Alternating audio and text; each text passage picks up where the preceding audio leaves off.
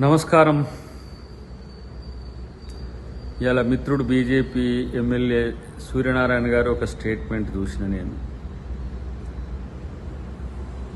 తెలంగాణలో ఉన్న ప్రధాన నగరాల పేర్లు గతంలో ఉన్న పేర్లన్నింటినీ కూడా మార్చాలనే డిమాండ్తో ఒక నోటు చూసినాం.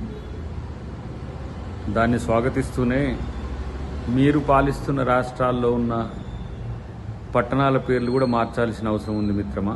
అది ఎందుకు మర్చిపోతున్నారు? బీజేపీయేతర ప్రభుత్వాలు ఉన్న దగ్గరల్లా మీ పొలిటికల్ డ్రామా ఇదే. హైదరాబాదు, నిజామాబాదు, లేకపోతే కరీంనగర్ మార్చాలంటే మరి అహ్మదాబాద్ ఎందుకు మార్చరు? ఔరంగాబాద్ ఎందుకు మార్చరు? మీరు పాలించే రాష్ట్రాల్లో అన్ని ముస్లిం పేర్లతోనే ఉన్నాయి కదా, మరి మీరెందుకు మార్చలేకపోతున్నారు?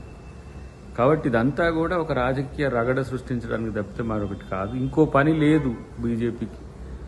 వాళ్ళు పాలిస్తున్న రాష్ట్రాల్లో మార్చమని అంటే ఎవరూ పట్టించుకోరు. కాంగ్రెస్ బీజేపీతర ప్రభుత్వాలు ఉన్న దగ్గర ఈ చర్చ తెర మీదకి తెస్తారు. దీంతో ఉనికిలో ఉండాలనే చర్చే. కాబట్టి మార్దాం, డెఫినెట్గా అక్కడ అంతటా మార్దాం. మేము దాన్ని ఏం వ్యతిరేకించాం. ఆ మార్చే రోజు వచ్చిన రోజు ఎవరు ఆపినా ఆగేది లేదు. కానీ ఇలాంటివి మీకు ఇష్యూస్ అవుతున్నాయి ఎందుకనేది నా ప్రశ్న. ప్రధానమైన అంశాలను పక్కన పెట్టి, సమస్యలను పక్కన పెట్టి ఈరోజు పట్టణాల పేరు మార్పు, లేదంటే ఇతర మతాచారాల మీద వైరుధ్యం, లేదంటే ఇతరత్ర అంశాలు నాన్ ఇష్యూస్ చేసుకుంటూ బీజేపీ పబ్బం గడుపుతున్న పరిస్థితిని గమనించాల్సిందిగా నేను కోరుతున్నా. అన్నిటికంటే ముఖ్యంగా ఈ రోజున దేశం ఎదుర్కొంటున్న ప్రధానమైన సమస్యల్ని రాష్ట్రంలో మీరు ప్రశ్నించండి, కేంద్రంలో కూడా ప్రశ్నించండి. కేంద్ర ప్రభుత్వం చేస్తున్న వ్యతిరేక విధానాలు ఇవాళ చూడండి. రైతులు ఢిల్లీకి నిరసన చెప్పడానికి వస్తుంటే రోడ్లకు మేకులు కొడుతున్న పరిస్థితి ఎక్కడైనా చరిత్రలో ఉందా?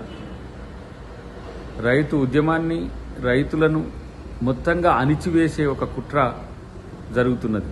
వాటి పట్ల మీకు ఎలాంటి పట్టింపు ఉండదు. ఎటొచ్చి 2-3 రాష్ట్రాల్లో కాంగ్రెస్ పార్టీ ఉంటే అక్కడ కాంగ్రెస్ పార్టీకి సమస్యలు సృష్టించడం ఎట్లా? అక్కడ లోకల్ పార్టీస్తో, లేదంటే కాంగ్రెస్ ఏతర బీజేపీయేతర ప్రభుత్వాలు ఉన్న దగ్గర వాళ్ళ స్టేకును పెంచుకోవడానికి ఒత్తిడి కార్యక్రమాలు తీసుకొచ్చి వాటిని కంట్రోల్లో పెట్టుకునే ఒక ప్రయత్నం చేస్తున్నారు. ఇది మంచిది కాదు. అన్నిటికంటే ముఖ్యంగా మిత్రుడు అన్నదాన్ని పట్టణాల పేరు మార్పే మీకు ప్రధాన అంశమైతే డెఫినెట్గా మీరే మోడీ గారి అపాయింట్మెంట్ తీసుకోండి, దాని మీద ఆలోచన చేయొచ్చు. ఆ పట్టణాల పేర్లు మార్చాలని చెప్పి మోడీ గారిని అఖిలపక్షం కలుద్దాం. దాంతోపాటు తెలంగాణలో అభివృద్ధి అనేది ఇలా మేడిపండు చందాన మారిన పరిస్థితుల్లో మోదీ గారి అపాయింట్మెంట్ మీరు తీసుకోండి. అఖిలపక్షం ముఖ్యమంత్రి గారు లీడ్ చేస్తారు. ఇక్కడున్న సమస్యలన్నింటినీ కూడా మోదీ గారికి వివరిద్దాం, దానికి సహకరించమని చెప్పండి. కానీ సమస్యలు పక్కన పెట్టేసి పట్టణాలు అనేది చర్చ తీసుకురావడం అంటేనే ఇష్యూను డైవర్ట్ చేయడం. వాళ్ళకేమో ఏ ఇష్యూ లేక నీళ్ళ పంచాయతీ అని పెట్టుకున్నారు. ఇలా కాళేశ్వరం అవినీతి ప్రశ్నిస్తే నల్లగొండకు నీళ్ళు లేవని అడుగుతున్నారు. మీరేమో తెలంగాణకు నిధులేవి అని మిమ్మల్ని అడిగితే మీరేమో పట్టణాల పేర్లు మార్చమంటున్నారు.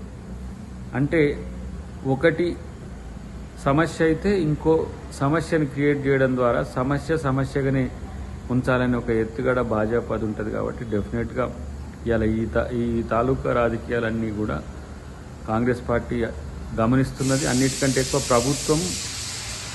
ప్రభుత్వం రెండు అంటే కేంద్ర ప్రభుత్వం, రాష్ట్ర ప్రభుత్వం కలిసి చేసే అభివృద్ధి కార్యక్రమాల గురించి అడుగుదాం. సేమ్ టైం పట్టణాల పేర్ల మార్పు గురించి అడిగే ప్రయత్నం చేద్దాం. కాబట్టి ఇవన్నీ కూడా కొంత పొలిటికల్ నాన్ సీరియస్నెస్ అంటే కనబడుతున్నాయి.